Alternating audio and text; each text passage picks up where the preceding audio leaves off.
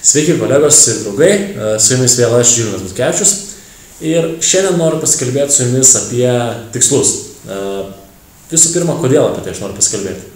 Tai gruodžio mėnuo ir jau už nepilno mėnesio bus 2013 metai ir mano tikslas ir noras, kad 2013 metai tai būtų patys geriausi metai visiems tinklinės rinkodaros profesionalams. Tai ką aš turiu omeny? Tai prieš porą mėnesių buvau nusprendęs taip, kad spalis bus geriausias mėnuo kompanijai mCapital. Ta mintim pasidalinau su visais mCapital kompanijos partneriais ir spėkit, kas vyko. Spalis iš tikrųjų buvo geriausias mėnesis. Na, galvoju, jeigu tai veikia spalį, galbūt suveiks ir lapkritį.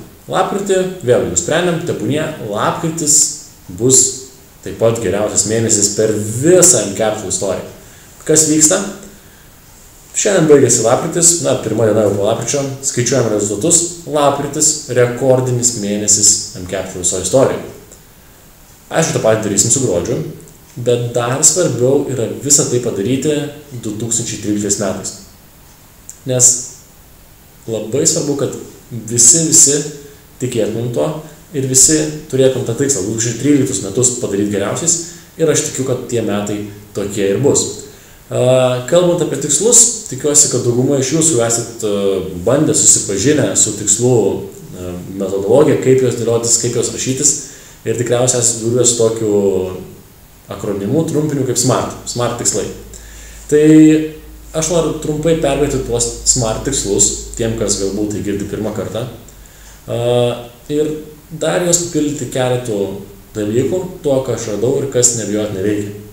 Tai jeigu kalbėsime apie SMART tikslus, tai jie sudeda iš tokių, galim sakyti, 5 dalių. Tai yra tikslas turi būti konkretus, pamatuojamas, pasiekiamas, realus ir turi būti apribotas laike. 5 dalykai. Na? Dabar, kalbant apie konkretumą ir apie pamatavimą, tikslas tikrai turi būti konkretus. Jeigu, kad imsim, tai yra automobilis, kurio jūs norit, ar komandos dydis, kiek norit išplėsti, tai labai nesudinga tai yra aprašyti. Tai yra toks ir toks automobilis, tarkim, ten Porsche, Panamera, baltos spalvos, pirkti su aš jį už ten 500 000 ir atitinkamai. Ne? Jeigu tai yra komandos dydis, vėlgi tiek žmonių, tokiose lygiuose, pakopose, kaip tai vardins. Bet labai konkrečiai ir pamatuojam. Žmonių skaičių galim pamatuoti, automobilį turim ar neturim jo, taip pat galim irgi pamatuoti. Labai nesudinga. Dabar, koks pokštas vyko mano gyvenime su tikslų rašymu ir būtent šituo pamatavimu. Kažkada man labai nesisekės asmeninėse santykiuose.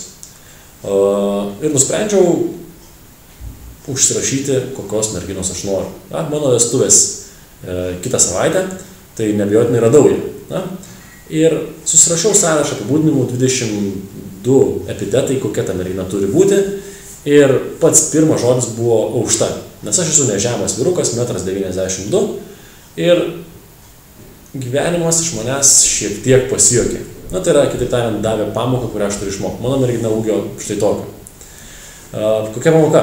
Užsirašiau žodį aukšta ir tai nepamatuojama. Ne? Aš nebijoju, kad mano mylima žmona būsima atrodo aukšta kai kam. Bet klausimas, kaip tai atrodo lyginant su manim. Tai mėlėjai mano, būtinai užrašykit pamatuojamą tikslą, kokį jūs norit. Kad nebūtų taip kaip man. Aišku, čia viskas gerai, tiesiog linksma istorija. Toliau, kas turi būti? Tikslas turi būti būtinai pasiekimas. Tai yra, kad jį mes esam tikri, kad pasieksime, kad tai yra galbūt netgi padaręs kažkas kitas. Taip? Ir aišku, turi būti realus. Realus, jeigu pasiekimas, tai reiškia praktiškai viską mes galime pasiekti. Bet realus, ar tai nesusipyksta su jūsų šiandieniniu suvokimu? Realus yra, ar tikrai jūs tikit, kad tai galite pasiekti. Ir tai yra labai svarbus dalykas. Nes jeigu jūs netikit, kad galite pasiekti kažkokį savo tikslą, labai didelis klausimas, ar jūs tai pasieksite. Tai realumas labai svarbu, kad jūs tikėtumėt, kad tą tikslą galim pasiekti. Ir aišku, laiko terminas. Tai tikslas turi būti apribotas laike.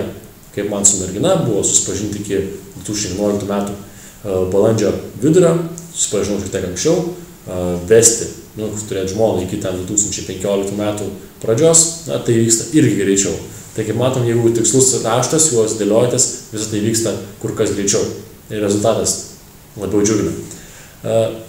Į šituos SMART tikslus kas neįeina, ką atradau, kas yra be galo svarbu. Tai kaip būnat konkrečiai tikslą, jį užrašot, būtinai rašykitės, nes tai, kas lieka galvoj, tai ir lieka tik galvoj. Būtinai turite rašyti tam, kad jeigu norite, aišku, tai įgyvendinat. Ir labai svarbu prie tikslo dar pridėti 2 dalykus. Nežinau, kokia tai bus metodologija, tiesiog tai atradau ir tiek. Užrašyti motyvą, kodėl jums tai yra svarbu. Atsakyti klausimą, kodėl tas tikslas, kurį aš užrašiau, yra man svarbus. Kaip pavyzdys, sakykime, ta pati mergina galim paimoti, ne? Man tai svarbu, nes noriu sukurti sėkmingą šeimą, noriu vaikų ir taip toliau, ne? Visus tos dalykus išvardinkit. Jeigu norite atostogų, parašykit, kodėl jums tai svarbu, ne? Nes jeigu tas tikslas yra visiškai nesvarbus, kam jo siekti, ne? Ir pasaulis, aišku, ir nepadės jums siekti to tikslo, kuris yra nesvarbus. Tai būtinai vardinkit, kodėl jums tai svarbu. Ir antras dalykas, ką turit parašyti, kaip jausitės, kai tai jau pasieksit. Kokia bus jūsų savijauta, kaip jūs patys jausitės. Ne? Jeigu turėsiu tas atostogas nuostabias Floridai, aš jausiuos pakylėtas, patenkintas, man bus šilta, gera ir taip toliau. Jeigu gausiu automobilį šitą, jausiuos taip ir taip ir taip ir taip. Būtinai aprašykit tą jausmą. Išgyvenkit, lyg tai jau turi dabar. Tai va, jeigu formuluosit taip tikslus, kaip formuluoju aš, o tai aš tikrai darau, šiandien turiu pasiėmęs savo sąsiuvinį ir kur surašyti mano tikslai, tekstai netrumpi. Na, šiandien sudėliau dar keletą pliusų, tai ir buvo bene didžiausias motyvas pasikalbėti su jumis apie tikslus. Labai konkrečiai rašau tai, ko aš noriu. Vienas iš tokių tikslų, motociklas.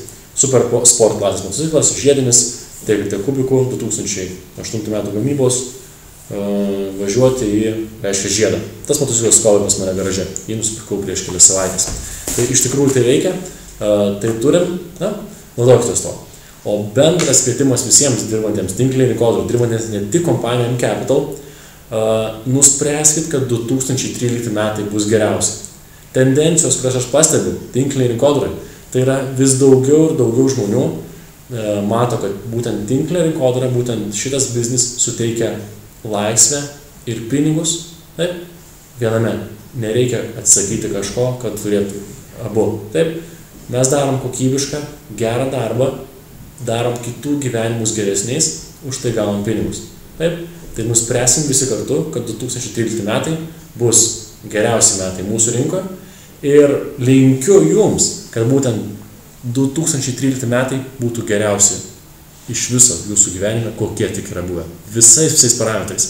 Tiek asmeniniam gyvenime, tiek karjeroj, tiek bendraujant su draugais, tiek su sveikata, aplamai visose plotmėse.